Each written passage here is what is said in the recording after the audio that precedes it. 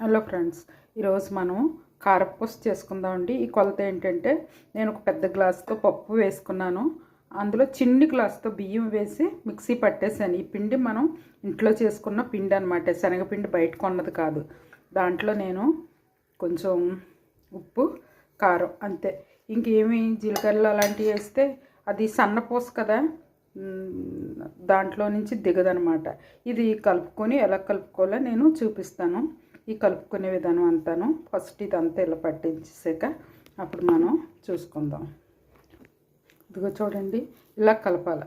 ఎందుకంటే మనం జంతికల పిండి అంత గట్టిగా కలిపితే ఇది దిగదు కదా, సన్న చిన్ని రంధ్రాలు అయ్యి అందులో దిగాలంటే ఈ మాత్రం లూజ్ కలుపుకోవాలన్నమాట.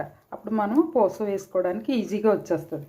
ఇలా కలుపుకొని ఒక 5 నిమిషాలు ఆగాక అప్పుడు మనం వంట స్టార్ట్ చేద్దాం. ఇదిగో చూడండి, ఒక 5 నిమిషాలు ఆగేసరికి కొంచెం గట్టిపడింది కదా.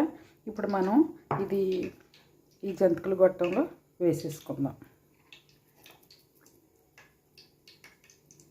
ఇలా వేసి నేను జంతిక వేయడం, కారపూస వేయడం చూపిస్తాను. చూడండి, పూస అలా వేసేసాను. అలా వేసింది మనం తీసుకుంటే సరిపోతుంది. నేను ఎందుకంటే పూసలాగే వేసాను, జంతికలాగా వేయకుండాను. ఇలాగా విడివిడిగా వేస్తే చాలా కొంచెం కట్ చేసి వేసినట్టు వేసాను. ఇది స్మూత్గా చక్కగా ఉంటుంది అనమాట. ఇలా వేసేసుకుంటే మొత్తం అంతా సరిపోతుంది. చూడండి, అవి సన్నపూస ఎక్కువ రావట్లేదు సరిగ్గాను, ఎందుకంటే నాకు దాని హోల్స్ కరెక్ట్గా లేవు. అందుకని నేను రిబ్బన్ పకోడీ వేసేస్తున్నాను. రిబ్బన్ పకోడీ చూడండి,